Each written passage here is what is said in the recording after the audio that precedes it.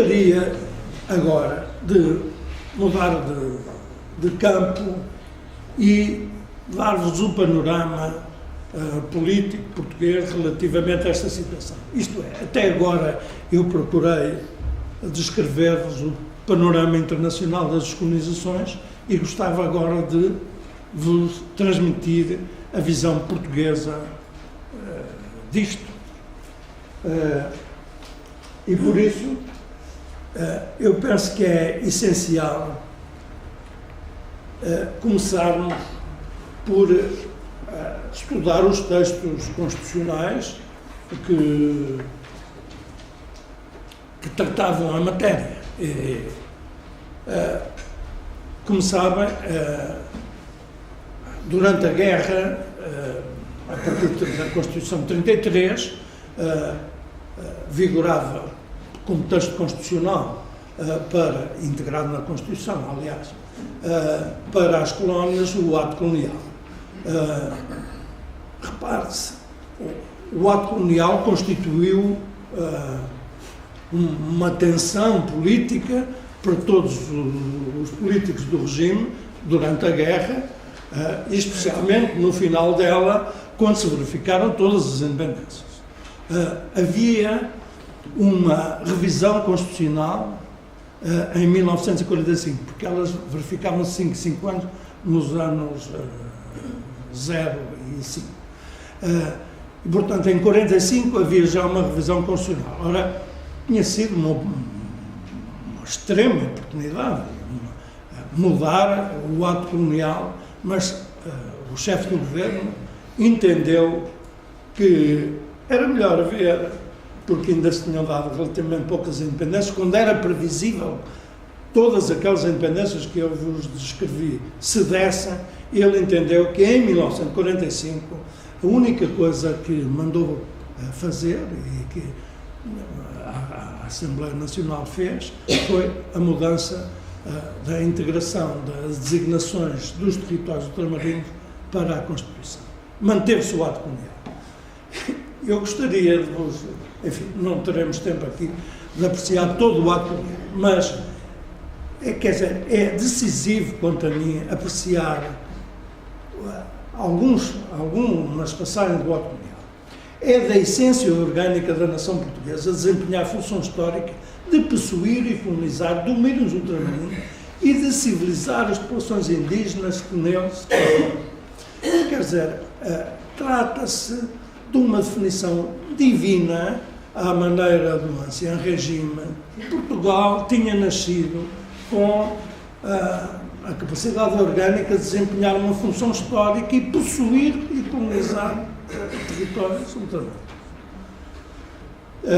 Os domínios ultramarinos eram colónias, a afirmação do regime em 33 queria ter, e foi, enfim, na sequência da Conferência de Berlim, um império colonial, designou por império colonial sem a mínima restrição, mas é curioso, quer dizer, Portugal tinha um império colonial, mas quem vivia, quem habitava nesse império colonial, reparem aqui, era quem a nação portuguesa dizia.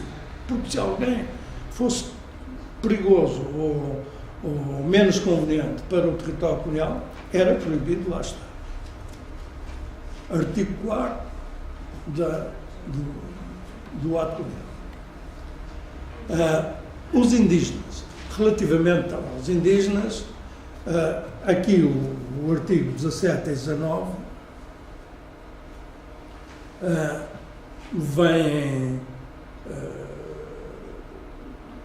confirmar a abolição da escravatura que tinha sido feita há umas dezenas de anos antes, e mais não é do que isso. Mas, ainda como resquício dessa prática, o Estado podia compelir, reparem o artigo 20, o Estado podia compelir para obras públicas, o que se passava com enorme frequência, e a distinção entre obras públicas e obras não públicas era sempre complicada, o Estado podia compelir ao trabalho forçado de indígenas.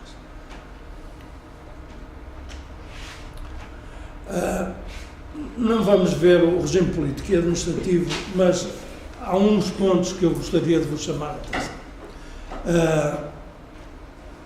Começa o artigo 26 por dizer que as colónias têm descentralização.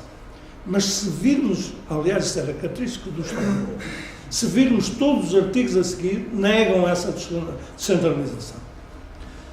Logo no 47. A autonomia das colónias fica sujeita a restrições ocasionais que sejam indispensáveis por situações graves da fazenda ou perigos que esta possam envolver para a metrópole. As colónias são governadas por governadores, mas, como vêem nos artigos seguintes, quem governa os governadores é o Ministro das Colónias. Quer dizer, tudo estava concentrado em Lisboa, inicialmente no Terreiro de Paço e depois no Restelo.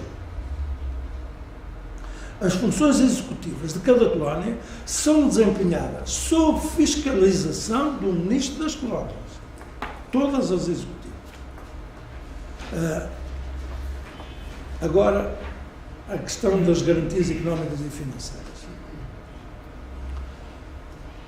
Era natural que em 1950, isto é, depois da guerra, enfim, as pessoas pusessem as mãos na cabeça e pensassem numa autonomia financeira para as colónias. Porque cada vez mais autonomia, dadas as realidades. Umas eram em Timor, portanto, na Indonésia, outras eram em África, no Índico, outras eram em Angola. Isto é, pensar que se podia constituir um conjunto é uma ideia completamente utópica, mas está aqui afirmada. A metrópole e as colónias, pelos seus laços morais e políticos, têm na base da sua economia uma solidariedade natural que a lei reconhece. Os regimes económicos das colónias são estabelecidos em harmonia com as necessidades do seu desenvolvimento, com a justa reciprocidade entre elas e os países vizinhos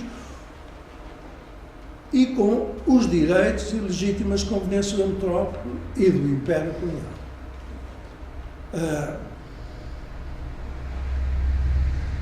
Esta questão do artigo 45 é decisiva e traduz o maior domínio colonial que é concebido.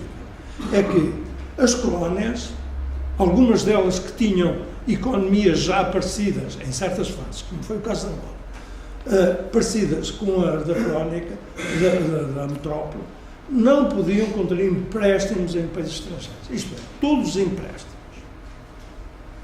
para as atividades coloniais tinham que ter a chancela de Lisboa. E mais, todas as exportações eram feitas em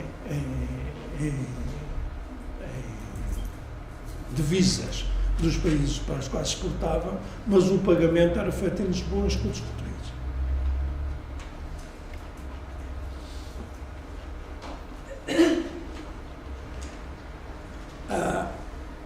Em 1951, entendeu-se que, por pressão, eu estudei esta questão bem, e não se tratou de vontade política do chefe, foi pressão da Câmara Cooperativa, nomeadamente do professor Marcelo Caetano, e de outros especialistas em domínios coloniais que forçaram o ditador a fazer esta integração do ato colonial na Constituição. E assim, reparem, o artigo 2º diz que o Estado não aliena por nenhum modo qualquer parte do território nacional.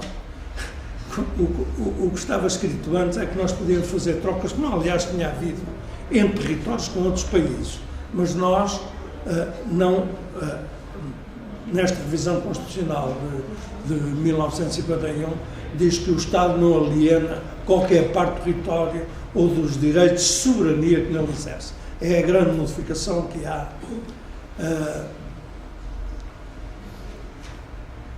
Agora, chamamos a atenção também para o grande sofisma que foi constituído aqui no artigo 133. Agora diz, é da essência orgânica, já não é um direito divino, mas é da essência orgânica da nação portuguesa desempenhar a função histórica de colonizar as terras dos descobrimentos. Repare, agora, em vez de ser terras naturais que Portugal conquistaria de qualquer maneira, atiram para os descobrimentos. Como sabem, os descobrimentos, enfim, há professores de História, eu não demorei um segundo a falar disto, os descobrimentos não foram feitos com fins coloniais, a atividade dos descobrimentos era de outra natureza, que não de ocupação colonial. Alguns territórios, a maioria dos territórios, constituíam colónias portugueses.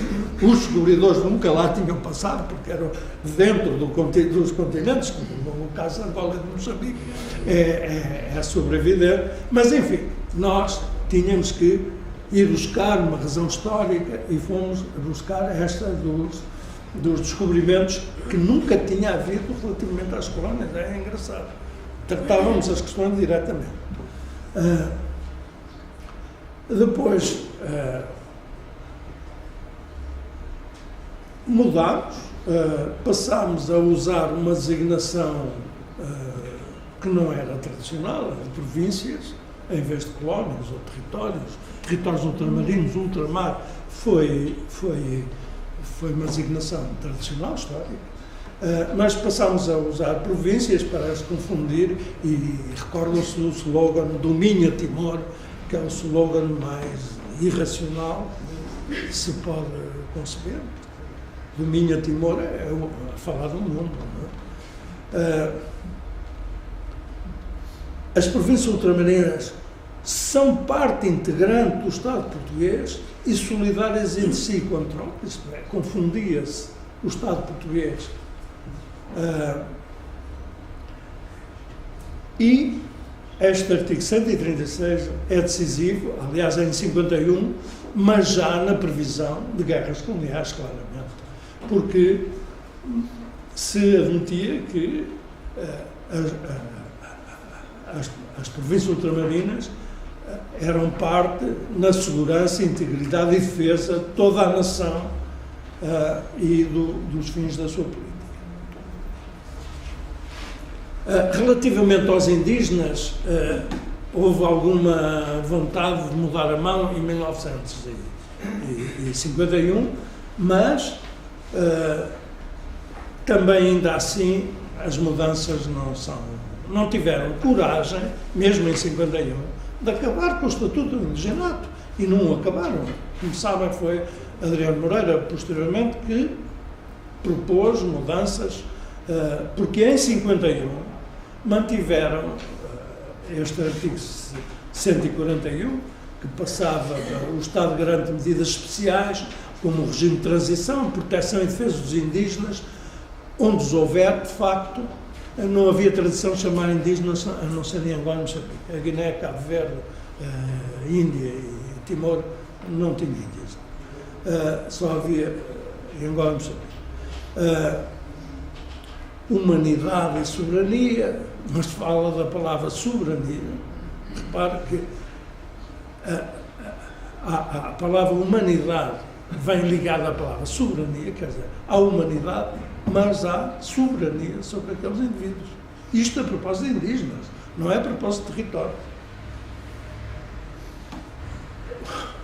Os tribunais impedirão e castigarão os abusos, é porque se admite que há abusos ainda e que se vão manter.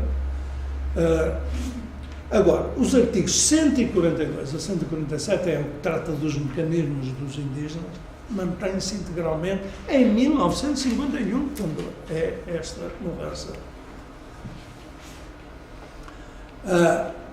O regime político e administrativo fala outra vez de descentralização, mas, pela mesma forma, a descentralização era sempre controlada pelo ministro das colónias, o ministro do ultramar,